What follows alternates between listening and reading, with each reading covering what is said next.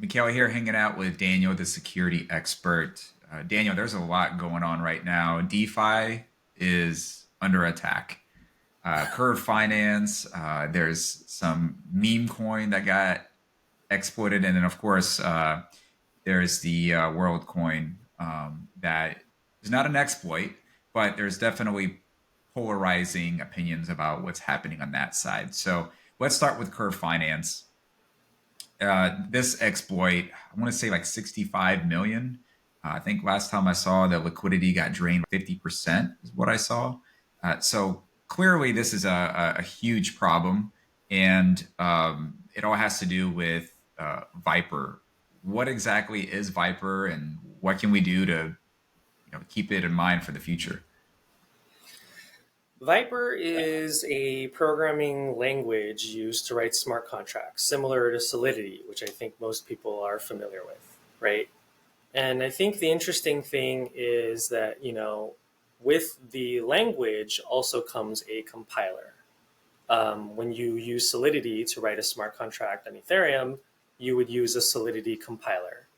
When you use Viper to write a smart contract on Ethereum, you would use a Viper compiler to turn it into opcode, and then the virtual machine can read it, blah, blah, blah. And actually, like this whole Curve Finance thing, the vulnerability was in certain versions of the Viper compiler.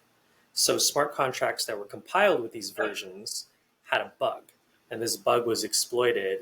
And the Curve Finance code that made Curve liquidity pools happened to be, unfortunately, vulnerable to this bug. And this is how all of the shenanigans occurred. So, okay, so I've never heard of Viper language. I mean, it sounds like this is EVM compatible. You said instead of writing it in Solidity, which is the primary language that I'm familiar with, people are writing smart contracts in Viper. First of Yep. all, why was Viper even created? What can it do that you can't necessarily do in Solidity? Why are any programming languages created? I think it's just a matter of preference. So like Solidity was mimicked after a language I think is the bane of all existence, JavaScript, right? It's an awful language that I don't want to go into, but it's awful, okay, to me. This is a very that's a very polarizing opinion of itself. I'm sure I'm going to get flamed a lot. So Viper was created because that more mirrors Python. And so there's always this Python versus JavaScript thing going on. I'm more Pythonic, so like people like Viper because it feels more like Python. At the end of the day, you're right. The compiler compiles everything into EVM compatible opcode. So it's just like if you like that certain syntax, you prefer it, it's more intuitive for you, you would use it. Viper is definitely like not the majority of it's not the majority language used. Most people use Solidity. I think Viper represents, I want to say, 5% of like all the code out there on ETH. Yeah, working in security, I get access to a lot of different GitHubs, and like I have never heard of Viper, but apparently, this compiler on Curve is very popular on Ethereum, and so I was, it was brand new to me. Um, but I actually, what you mentioned about Solidity, it's something that I hear quite a bit from a lot of engineers. And for that reason, I think many of them prefer Rust over Solidity. And they say that anybody that is building in Solidity, it's more of a business decision than it is a technical decision, because for whatever reason, again, I'm not an engineer, but Rust makes more sense. So it sounds like people are trying to find other alternatives um, outside of Solidity. Yeah, I mean, yeah, Solidity is kind of like, in my opinion, a yucky language. I don't know, but everyone's definition of yucky is different. Solidity has a lot of like strange little like keyword modifiers in every function definition. They have to be done in a certain order, and they all have their own different semantics. And maybe that works for some people's brains, but for me, it's kind of like, ugh. I like code that is a lot clearer syntactically and like reads more like if somebody didn't even know how to code, just by reading it, they'd get a decent sense of what it might do. I think that's a pretty successful like kind of programming language where you sort of like unburden the coder with a lot of like engineering specific constraints. So Solidity definitely doesn't do that. So yeah, I would agree with most people who don't like it. I don't like it either. It's yucky. So, what do you think this means for other smart contracts that are built using Viper? I mean, should people just avoid it as a whole? Or like, what do you think the future No, holds for the language? I don't think they should avoid it as a whole. I mean, like, yeah, there was a bug, right? And there was a bug in certain versions. It was like 0.2.15, 0.2.16, and 0.3.0, right? And like they're well beyond that version now. I mean, do you lose all faith in the people developing the compiler because there was this one bug that happened? Probably not. If it occurs a lot, you might start questioning the team and being like, yeah, man, I can't trust that compiler anymore. So like I can't even believe that like the stuff you say these certain functions do or certain modifiers do, I can't even believe it. You know, if you get to that point, then yes, you drop it. But I think at this point, it's all right. Right. So, this exploit at the end of the day, as of right now, I mean, who are we putting the blame on? Like, who do we hold accountable for this? That's interesting. That's actually an interesting question. I think I have a take of who you might want to blame. There is some clamor on the internet. So obviously, it isn't. I don't think you would say it's Curve's fault because Curve was relying on. So the vulnerability was inside of a reentrancy guard modifier that was built into the compiler. So or like the language. So you just trust the language. So you could blame the Viper team for like putting this bug in a crucial modifying capability in their language, right? You could blame them for that. Um, but I mean, that kind of stuff happens, and I don't know what to say. Like, you can't really like if a company gets hacked, right, because of some software, a lot of times you can't blame the software company for the company's damages, right? Like, it's just like not done normally. Um, One thing I saw is a lot of people are actually blaming a certain security company for tweeting out this vulnerability before it was fully understood and fully addressed, right? And so I don't know if you saw that, but like, yeah, people were like clapping at BlockSec for doing it because BlockSec had put out like, oh, there's this vulnerability, oh my god, and then BlockSec seemed to embrace it. And even though this viral tweet that was like, you never tweet out vulnerabilities until they're remediated, right? Like they retweeted that just to double down and be like, yeah, I don't care. I'm going to tweet out vulnerabilities when I want. So some people are blaming BlockSec for it. And there's an argument to be made for that because like what you saw was after the first victim got wrecked, an hour, 2 hours went by, and then you saw other people get hacked by this exact same thing, right?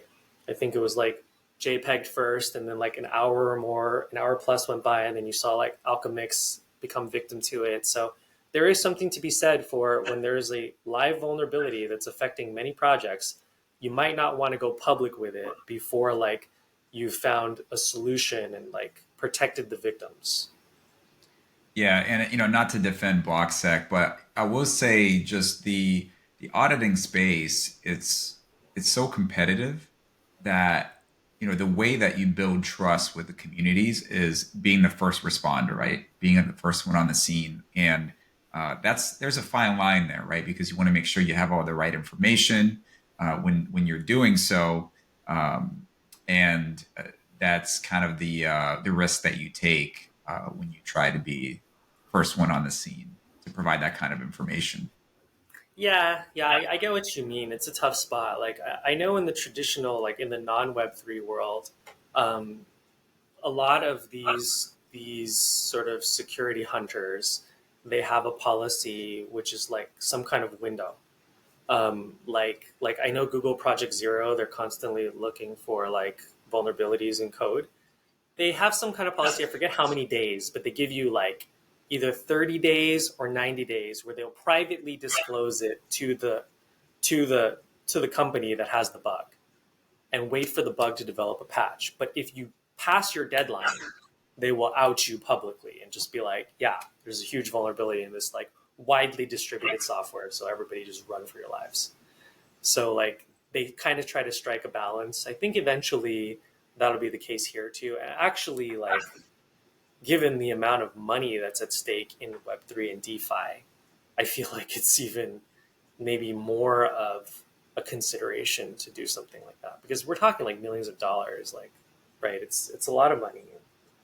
Where versus like if there's a piece of software that's out there that's not controlling anyone's finances and they get compromised, yes, there's a problem there, but it may not be. It's arguably not as financially damaging.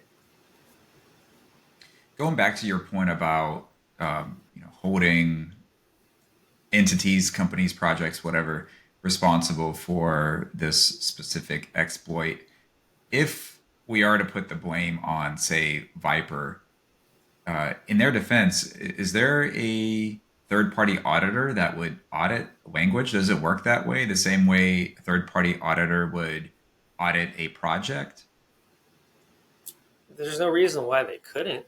I mean, like our last episode, we talked about the difference between like an audit and like what do we call it? Like security check or Review. something like that. Yeah. Security review, right?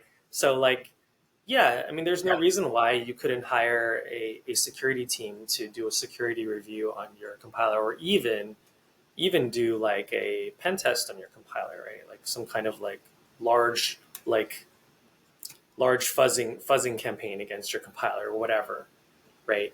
So yeah, it could definitely be done. It isn't done normally now, which is interesting because like the compiler is like an extremely crucial piece of software, as this incident has demonstrated. Like imagine if you found some huge bug in Solidity compiler, and now all these Solidity based contracts are vulnerable. That would be like Armageddon for DeFi. So yeah, definitely I think they should do everything they can to make sure that like their code is secure. Why do you think they hesitate? I personally have I have my opinions, and I think it has to do with the fact that no one's going to know this language better than me. So you're going to come in here, I'm going to pay you to audit this, but I also have to teach you about this language. Yeah, yeah, that's a good question. I think I can't really answer that. I think your hypothesis might be a good one. I think a lot of people do have this kind of hubris, which is sad, but I understand. Like you're like, this is my baby. Like I'm a techie guy. I know what I'm doing here. You're not a better coder than me, right? There's a lot of pride involved. So I think that with that kind of pride, people are reluctant and they don't want to spend money on something when they think they're the most intimate and familiar and they're the best at it. But like that assumption has been proven wrong like infinity times in the internet world, right? Since the internet's existed. And so I think people need to get away from that. I think the one semi good thing that happened in Web3, and there's not, in my opinion, a lot of good things that happened in Web3. One semi good thing that happened in Web3 security is there became sort of this pressure for smart contracts to undergo a security review, right? Like where like if they're not, they're kind of looked upon as like being maybe not safe. And I actually think that's a good thing. And I think with the compiler stuff, you don't have that kind of pressure. Is anyone complaining that like the Solidity compiler has not been like reviewed, right? The code's not been reviewed by like 5 million organizations? No. But maybe that'll change with this Viper thing, although I doubt it. I think if it happens a few more times, yes, that something will change. But it's going to need to happen like at least one or two more times. Potentially, yeah. I mean, we'll definitely have to keep a close eye on that and what happens. There was a white hat hacker that I think was able to retrieve about 5.4 million. So if there's anything that's positive, it's the fact that there are a lot of good people out there that are trying to fight the good fight. So we'll see what happens on that side. Kind of transitioning a little bit, something that is not necessarily an exploit, but has been a very hot topic lately is this project called WorldCoin. And it's been very polarizing. There's been a lot of great excitement and enthusiasm around it, but then there's also a lot of concerns around privacy, around scanning your eyeball. Essentially, it's like living in the future. Do you have you read up on WorldCoin and know much about it? Yeah, yeah, I know about the project. I mean, like it's gotten a lot of buzz because it's Sam Altman's project, and ChatGPT has gotten so much buzz. So like anything Sam Altman does next, which is WorldCoin, is going to get a lot of buzz. So yeah, I know about it. It's basically like they use your iris to check if you're like this unique person, and the whole. I mean, I think the TLDR of it is they are forcing you to do an iris scan to create a kind of account. And the idea is this raises the bar for account creation, right? Like when you're making accounts for the blockchain, there's no limit to the amount of accounts you can make, right? There's nothing stopping me from making 1 million accounts, right? 1 million wallets. But I think like the whole concept behind WorldCoin is you are forcing someone to like do an iris scan. So if you want to make 1 million accounts, you need 1 million pairs of eyeballs. Interesting. Okay, what's the issue with having multiple accounts? Like, why would they want to limit you? So, a lot of people believe, right, erroneously. Well, like, I guess right now, when you see two accounts, you don't have any idea if this is one person or if this is two different independent parties, right? And you can try to guess by looking at their like transaction history or whatever, right, their behavior. But at the end of the day, you aren't totally sure. And this uncertainty creates a bit of a problem and a limitation to like innovation on blockchain. So like if you cannot know that like 1 million accounts represents 1 million unique people, then you couldn't do like a one-to-one vote where like one account gets one vote and that's like a fair election if you cared about different people's opinions, right? Because one guy could just make 1 million accounts and have 1 million votes. So that's the problem, right? There's always this talk about like a Sybil attack. That's like a term that people use. And a Sybil attack is exactly that. Somebody masquerading as like 5 billion accounts to get 5 billion voices when it's really just one voice.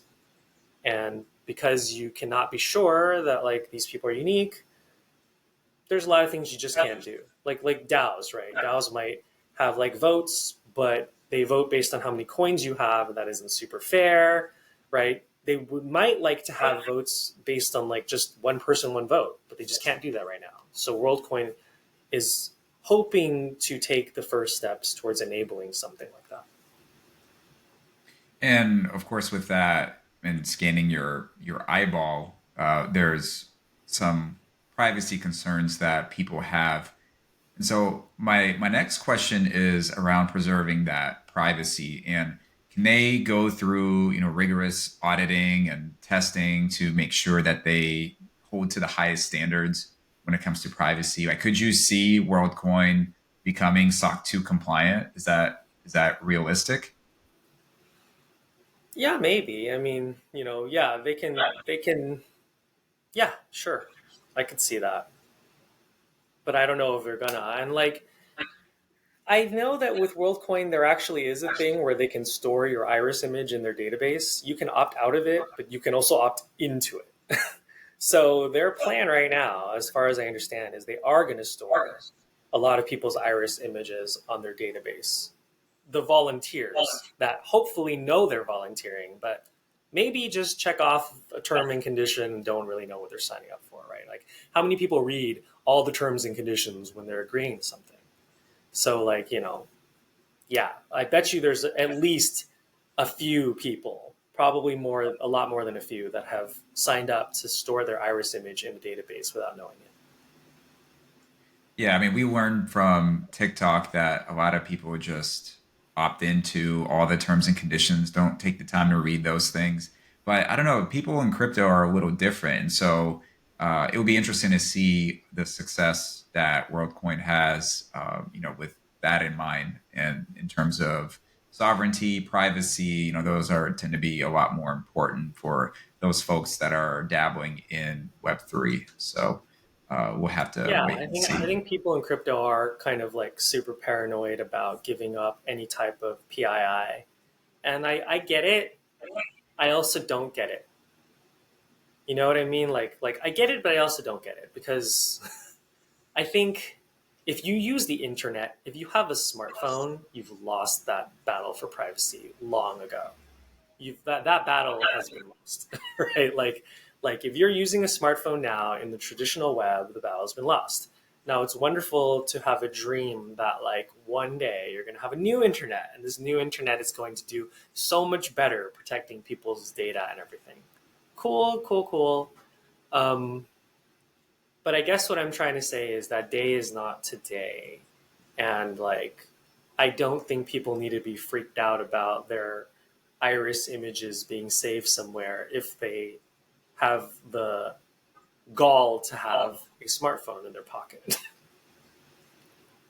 Well, I mean, to be fair, I think there are some settings that you can create within, say, your iPhone. If you do a deep dive into all of the things that we're giving up in terms of privacy, there's a lot, right? If you're signing up for just the standard iPhone. But there's a lot of content out there around setting up your phone where you are able to preserve your privacy. So, a world of choices, there will always be choices and ways for you to opt out of those things that tend to hinder our privacy. So I think there will always be options, and because of that, there will always be people that are going to be against, giving up and sacrificing their privacy. I think my problem with that is you're right. There is an option of like keeping of preserving your privacy, but it comes with an unrealistic amount of inconvenience.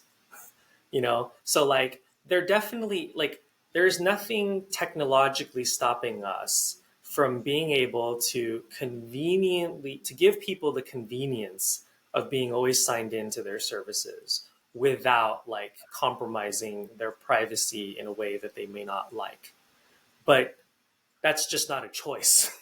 Right? That's not a choice. They're like, okay, you know what? You can stay signed out of all your accounts, and like, yeah, that'll be a lot more private. You can do private browsing and stuff, and stay signed off to all your accounts.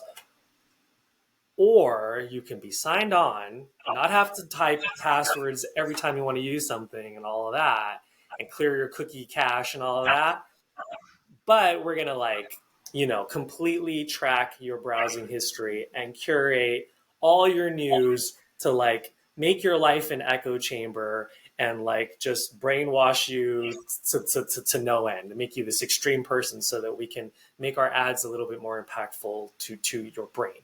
Like I feel like that part I don't like those two choices. To me, that's not freedom, right? Like I want the choice where like I don't have to like spend all my 24 hours typing passwords, and I also would like to not be brainwashed. So I'm waiting for that day, but I don't know if that day's going to come yet.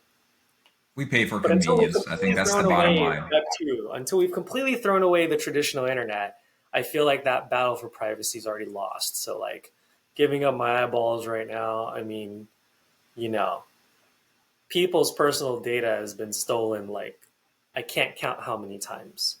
And like there was I don't know if you know this, but like there was this like database of like lots of people's super valuable like security investigation information that allegedly was stolen. And that stuff has like everything about you. Forget about your eyeball. Like it's got like what did you say to your neighbor like 10 years ago?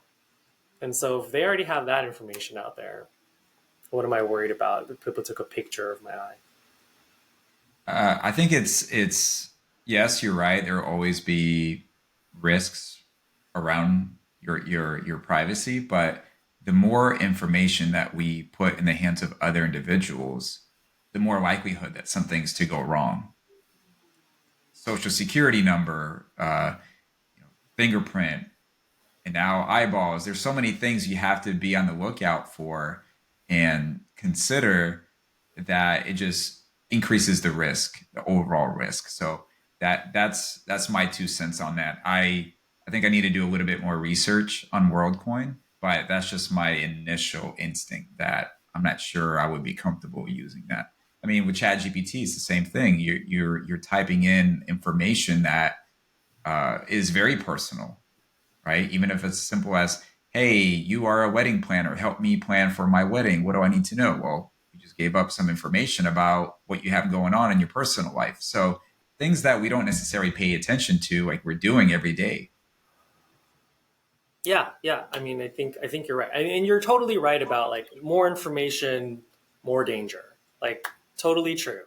I guess maybe I'm thinking there's already so much information that at some point, like there's a rate of diminishing returns on how much more I can give you. Like you've already got enough to clone me completely and masquerade as me and convince anybody that you're me. So if we're already at that point, giving you an eye picture is just okay, just throw that on top of a giant pile of like PII that's already been out there. So yeah, Yeah, we'll see what the public reaction is. I mean, so far, like I said, it's been mostly positive. But transitioning a little bit, Daniel, the third topic that I want to cover with you has to do with something that's a little personal to me, which is bald coin. They just I believe rug pulled on Base, which is a chain derived from Coinbase. And to me, I don't know if there's much to cover from a technical perspective because it's been rug pulled. We talk about the importance of audits, the importance of KYC, all those things, but more about the implications on the branding of Base and Coinbase.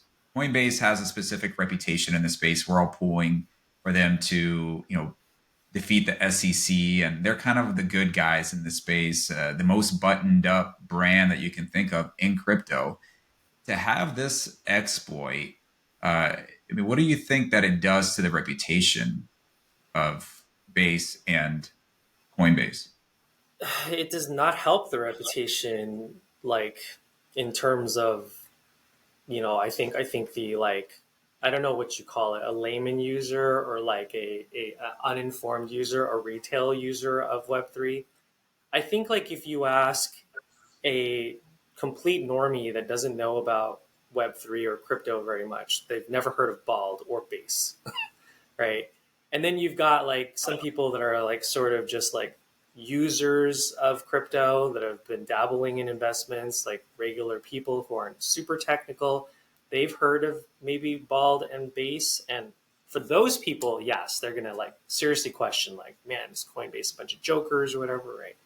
But like for like people who are really informed, I mean, it was a rug pull. What do you want me to say? I don't think Coinbase ever promised that like Base was going to be different from any other L2, and like an L2 chain just hosts projects, and like if they're going to host projects like without prejudice, then like yes, scam projects will be able to be launched on the chain, and it is what it is, right? Like right now DeFi is this completely unprotected, just wild west of like software that handles money.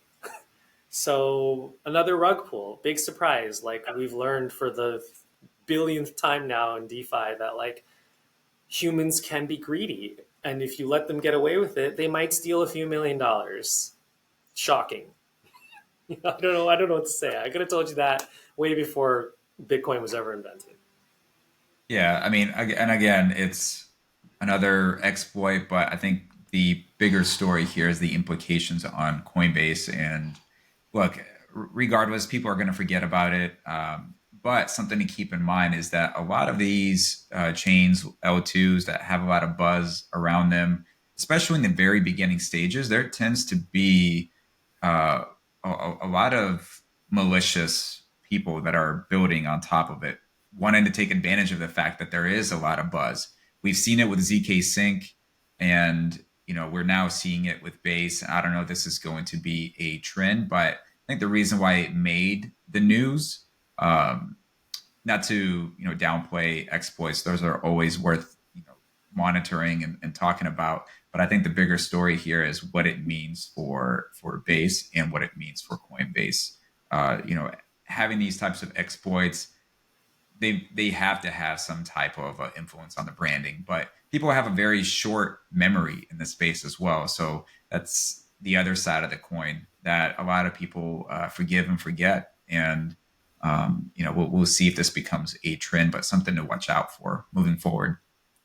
I mean, I think like these are lessons. This is like just one part of a hard lesson that I think Web3 is learning, which I think is a good lesson, right? Which is like, don't, like, if you're going to be completely free, this is the kind of stuff that's going to happen, right? And like, people are like, oh yeah, full freedom, all the capabilities, all the convenience, all the like limitless opportunities for anybody under the sun. And like, yes, you're gonna get scammers. So I think like, what are you gonna do about it, right? I think like Coinbase could take the centralized view of like reviewing every project that gets deployed on their chain. Couple problems there. One, extremely centralized, the whole community will hate them. Two, it doesn't scale, right? So really like maybe the answer is that like these blockchains need to build some kind of security mechanism that seems fair into their chain, into their ecosystem somehow. What would that look like? No idea, right? Maybe what you do is you create like a. I mean, these are like the dumbest ideas because I'm just thinking of them off the dome, right? But like you create like an oligarchy of like security researchers that have to like vote, that have to review and then like vote for approval of a project before it gets like actually deployed. There's a little bit of centralization there, but it's not fully centralized under one like authoritative rule. There could be things like that, and maybe that's what you need to start requiring. Maybe that is like the kind of regulation that is needed. If you don't want the government regulating you, maybe you need to regulate yourselves, and maybe you need to create a regulatory body that does that. And that regulatory body should be as decentralized as possible, but it can never be fully decentralized because just not everyone in the universe is a security expert. So maybe that's something that people need to start considering. Maybe that's what is going to win the L2 wars, right? There's so many L2 chains out there. Maybe the L2 chain that actually like builds in these kind of interesting features can somehow stand out amongst all the L2s out there. And I know that Base is its own separate entity. It's not technically affiliated with the actual exchange. I just hope that the SEC doesn't use this, if this doesn't add just fuel to the fire in terms of their accusations against Coinbase. Yeah, well, as far as I can tell, like the SEC, I don't know if it's the SEC, but Gary Gensler doesn't seem like he seems extremely biased. So I think he'll use whatever he can to get what he wants. And I don't read his mind. I'm not him, so I don't know what his agenda is. But everything he's done so far doesn't look like he's looking for the truth. It looks like he has some kind of agenda. I just don't know what exactly it is. So whether he's going to use this, we could. I think he could very well use it if he wants to, if he thinks it suits whatever purpose he's trying to drive towards.